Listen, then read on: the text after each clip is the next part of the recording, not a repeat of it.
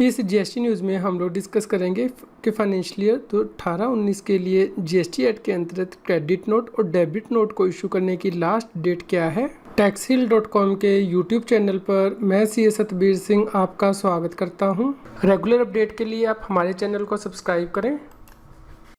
Notification bell को press करना ना भूलें ताकि जैसे ही हम कोई नया अपडेट डालें आपके पास इमीडिएटली यह अपडेट पहुंच जाए। मिस्टर ए के द्वारा कुछ सेल की जाती है 1 अगस्त 2018 को 10,000 रुपया प्लस जीएसटी। यह सेल मिस्टर बी को की जाती है। मिस्टर बी इन गुड्स में से कुछ गुड्स को रिटर्न कर देता है 31 दिसंबर 2018 को। इस केस में क्रेडिट नोट किस डेट तक इशू किया जा सकता है और क्रेडिट नोट किसे इशू करना होगा। इस केस में आपको जीएसटी एक्ट के सेक्शन 34 को रेफर करना होगा जो कि credit note and debit note से डील करता है। यहाँ पे सेक्शन 34 सब सेक्शन 1 दिया गया है जो कि यह कहता है where one or more tax invoices have been issued for supply of any goods और सर्विसेज और both and the taxable value or tax charge in the tax invoices is found to exceed the taxable value or tax payable in respect of such supply or where the goods supplied are returned by the recipient or where the goods or services or both supplied are found to be deficient, the registered person who has supplied such goods or services or both may issue to the recipient one or more credit notes for supplies made in a financial year containing such particulars as may be prescribed। इस प्रकार आप GST act के अंतर्गत credit note issue कर सकते हैं। यदि आपने एक टैक्स इनवाइस इशू की है तो उसके अगेंस्ट आप एक से ज़्यादा क्रेडिट नोट इशू कर सकते हैं। इसी प्रकार यदि आपने एक से ज़्यादा टैक्स इनवाइस इशू की हैं तो आप एक ही क्रेडिट नोट को इशू कर सकते हैं, लेकिन ये credit note financial year wise जो है वो इशू होंगे। यहाँ पे आपको ध्यान रखना है कि क्रेडिट नोट तभी इशू किया जा सकता है यदि आपकी टैक्सेबल वैल्यू या टैक्स जो आपने चार्ज किया है टैक्स इनवाइस में वो ज़्यादा चार्ज कर लिया है, या फिर जो गुड सप्लाई की गई थी वो रिसिपिएंट के द्वारा रिटर्न कर दी गई हैं यानी कि वापस कर दी गई हैं, या फिर गुड्स या फिर सर्विसेज में कोई डेफिशिएंसी आ जाती है, उसकी वजह से ही क्रेडिट नोट इशू किया जा सकता है। दूसरी बात आपको ध्यान रखनी है कि क्रेडिट नोट वो व्यक्ति ही इशू कर सकता है जिसने कि गुड्स या फिर सर्विसेज को सप्लाई किया है। इस प्रकार रेसिपिएंट यदि गुड्स रिटर्न कर देता है सप्लायर को तो डेबिट नोट नहीं रेज कर सकता बल्कि सप्लायर ही क्रेडिट नोट इशू कर सकता है। क्रेडिट नोट को किस डेट तक इशू किया जा सकता है, इसके लिए आपको सेक्शन 34 सब सेक्शन 2 को रेफर करना होगा जो कि यह कहता है any registered person who issues a credit note in relation to a supply of goods or services or both shall declare the details of such credit note in the return for the month during which such credit note has been issued, but not later than the September following the end of the financial year in which the supply was made, or the date of furnishing of the relevant annual return, whichever is earlier, and the tax liability shall be adjusted in such manner as may be prescribed, provided that the no reduction in output tax liability of the supplier shall be permitted if the incidence of tax and interest on such supply has been passed on to any other person। इस प्रकार credit note को issue करने के लिए कोई specified timeline नहीं दी गई है, लेकिन जैसे ही आप क्रेडिट नोट को इशू कर देंगे उसके बाद आपको जीएसटी के रिटर्न में से दिखाना है, यानी कि जीएसटी 1 में आप उसे शो करेंगे। इसके अलावा फाइनेंशियल ईयर के ख़त्म होने के बाद आप सितंबर मंथ तक ही क्रेडिट नोट को इशू कर सकते हैं, या फिर यदि आप अपनी जीएसटी के एनुअल रिटर्न को इस डेट से पहले फाइल कर देते हैं तो उस डेट तक ही आप क्रेडिट नोट को इशू कर सकते हैं। इसके अलावा यहाँ पे आपको इस बात का भी ध्यान रखना है कि यहाँ पे नहीं लिखा गया कि फाइनेंशियल ईयर के ख़त्म होने के बाद सितंबर मंथ के लिए जो जीएसटी के रिटर्न को फाइल करने की ड्यू डेट है आप उस डेट तक क्रेडिट नोट को इशू कर सकते हैं पिछले फाइनेंशियल ईयर के लिए। इस प्रकार फाइनेंशियल ईयर 2018-19 का आप क्रेडिट नोट 30 सितंबर 2019 तक ही इशू कर सकते हैं।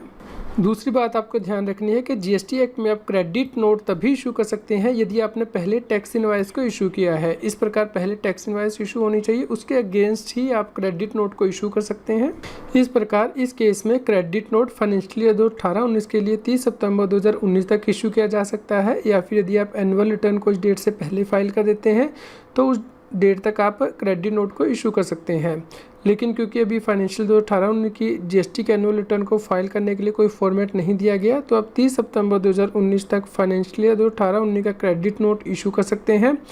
और जीएसटी एक्ट के अंदर क्रेडिट नोट सिर्फ सप्लायर ही इशू कर सकता है। यहाँ पे आपको ध्यान रखना है कि सीबीएसई के द्वारा सर्कुलर इशू किया गया था जिसमें बताया गया है कि कमर्शियल क्रेडिट नोट को इशू किया जा सकता है। कमर्शियल या फिर फाइनेंशियल क्रेडिट नोट का मतलब है जब क्रेडिट नोट में जीएसटी चार्ज ना किया जाए और बिना जीएसटी को चार्ज किए हुए क्रेडिट नोट जो है वो इशू किया जाता है सप्लायर के द्वारा, तो उस केस में क्रेडिट नोट अलाउड है। इस केस में इस क्रेडिट नोट को जीएसटी के रिटर्न में दिखाने की आवश्यकता नहीं है, यानी कि जीएसटी R1 में दिखाने की आवश्यकता नहीं है। इसके लिए सीबीआई ने सर्कुलर नंबर 92/11/2019 जीएसटी इशू किया था, जिसमें कि बताया गया था कि मान लीजिए कोई व्यक्ति 10 रुपये की आइटम सप्लाई करता है और उसके बाद व्यक्ति को 1 रुपये का डिस्काउंट दे देता है, तो जो 1 रुपये का डिस्काउंट दिया है वो क्रेडिट नोट इशू किया जा सकता है, जो कि जीएसटी एक्ट के अंतर्गत नहीं होगा बल्कि नॉर्मल कमर्शियल क्रेडिट नोट होगा। कौन से ऐसे केस हैं जहाँ पे कोई कमर्शियल क्रेडिट नोट इशू किया जा सकता है जहाँ पे कि जीएसटी चार्ज नहीं किया जाएगा सप्लायर के द्वारा? वो है यदि सप्लाई करने के बाद रीनेगोशिएशन की जाती है प्राइस की और उसके बाद प्राइस को रिड्यूस कर दिया जाता है, तो जो प्राइस रिड्यूस हुआ है उसके लिए कमर्शियल क्रेडिट नोट इशू किया जा सकता है जिसमें कि सप्लायर जो है वो जीएसटी चार्ज नहीं करेगा और अपनी जो जीएसटी की लायबिलिटी है उसे रिड्यूस नहीं करेगा। इसके अलावा मान लीजिए कोई डेटर आपका बैड डेट हो जाता है, तो उस केस में भी आप normal credit note GST act के अंतर्गत इशू नहीं कर सकते, क्योंकि जीएसटी एक्ट में सिर्फ 3 ही कंडीशन बताई गई हैं जहाँ पे कि आप क्रेडिट नोट को इशू कर सकते हैं, यानी कि या तो आपने टैक्सेबल वैल्यू या फिर जो टैक्स चार्ज किया गया है वो ज़्यादा कर लिया हो टैक्स इनवॉइस में, या फिर गुड्स रिटर्न कर दी गई हो, या फिर गुड्स और सर्विस में डेफिशिएंसी आ गई हो। इसके अलावा कोई और केस नहीं है जहाँ पे कि आप क्रेडिट नोट को इशू कर सकते हैं। इसके अलावा मान लीजिए कोई गुड्स है जो कि फाइनेंशियल ईयर के ख़त्म होने के बाद 30 सितंबर के बाद रिटर्न हुई है, तो उसके लिए भी आप normal credit note GST act के अंतर्गत इशू नहीं करेंगे बल्कि कमर्शियल क्रेडिट नोट बिना जीएसटी को चार्ज किए हुए इशू करेंगे।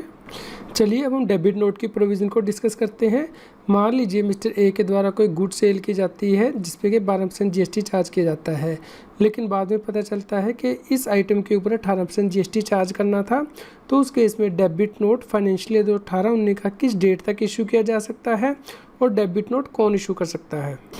इसके लिए आपको जीएसटी एक्ट के सेक्शन 34 सब सेक्शन 3 की प्रोविज़न को रेफ़र करना होगा, जो कि यह कहती है where 1 or more tax invoices have been issued for supply of any goods और सर्विसेज और both and the taxable value or tax charged in that tax invoice is found to be less than the taxable value or tax payable in respect of such supply, the registered person who has supplied such goods or services or both shall issue to the recipient 1 or more debit notes for supplies made in a financial year containing such particulars as may be prescribed। इस प्रकार यदि आपने tax invoice में taxable value कम दिखाई है या tax कम charge किया है, तो उस केस में आप debit note financial year wise issue करेंगे। यदि आपने एक से ज़्यादा टैक्स इनवाइस जो है इशू कर दी हैं, तो उन सब के लिए आप एक ही डेबिट नोट इशू कर सकते हैं, और यदि आपने एक ही टैक्स इनवाइस इशू की है तो उस केस में आप एक से ज़्यादा डेबिट नोट भी इशू कर सकते हैं। डेबिट नोट किस डेट तक इशू किए जा सकते हैं, इसके लिए आपको सेक्शन 34 सब सेक्शन 4 को रेफ़र करना होगा, जो कि यह कहता है any registered person who issues a debit note in relation to a supply of goods or services or both shall declare the details of such debit note in the return for the month during which such debit note has been issued, and the tax liability shall be registered in such manner as may be prescribed। Explanation: for the purpose of this act, the expression debit note shall include a supplementary invoice। इस प्रकार debit note supplier को ही issue करने हैं और यह उस महीने के रिटर्न में उसे शो करने हैं जिस महीने वो डेबिट नोट इशू किए जाएंगे। इसके साथ ही आपको सेक्शन 50 को भी रेफ़र करना है जीएसटी एक्ट में, जो कि बताता है कि यदि कोई टैक्स ड्यू हो जाता है गवर्नमेंट को और आप उसे पे नहीं करते हैं, तो उस टैक्स के ड्यू होने के बाद का जो अगला दिन है, उस दिन से लेकर जब उस टैक्स को पे करेंगे उस डेट तक आपको उस पर इंटरेस्ट भी पे करना होगा। इस प्रकार डेबिट नोट को इशू करने की कोई टाइम लिमिट नहीं दी गई है, लेकिन जब भी आप डेबिट नोट इशू करेंगे आपको उस महीने के रिटर्न में दिखाना है जिस महीने आप इसे इशू करेंगे। इसके साथ ही आपको इंटरेस्ट भी पे करना होगा। डेबिट नोट सप्लायर यानी कि इस केस में मिस्टर ए को ही इशू करना होगा। हमारे सब्सक्राइबर के लिए खुशी की खबर है कि मैंने वेब जीएसटी सॉफ्टवेयर के साथ टाई अप किया है ताकि हमारे सब्सक्राइबर को जीएसटी सॉफ्टवेयर डिस्काउंटेड प्राइस पे मिल सके और आप अपनी जीएसटी की रिटर्न भर के अपना टाइम और एनर्जी दोनों ही बचा सकें। इसके लिए आप डेमो ट्राई कर सकते हैं आप मुझे ईमेल कर सकते हैं taxil@gmail.com पर। आज की जीएसटी की न्यूज़ आपको कैसी लगी, इसके बारे में हमें बताएं। लाइक करें और शेयर करें। जितना अधिक आप लाइक करते हैं और शेयर करते हैं उतनी ही अधिक हमें प्रेरणा मिलती है कि हम और भी अधिक अच्छी जीएसटी की न्यूज़ आप तक पहुंचा पाएँ। जीएसटी, टैक्स और फाइनेंस के रेगुलर अपडेट के लिए आप टैक्सील की मोबाइल ऐप को गूगल प्ले स्टोर से डाउनलोड कर सकते हैं। इसका लिंक इस वीडियो के डिस्क्रिप्शन में भी दिया गया है। यदि आप टैक्स के बारे में और अधिक जानकारी चाहते हैं तो हमारे यूट्यूब चैनल की प्लेलिस्ट को रेफ़र कर सकते हैं। यहाँ पे टॉपिक वाइज वीडियो दिए गए हैं जिन्हें कि आप रेफ़र कर सकते हैं।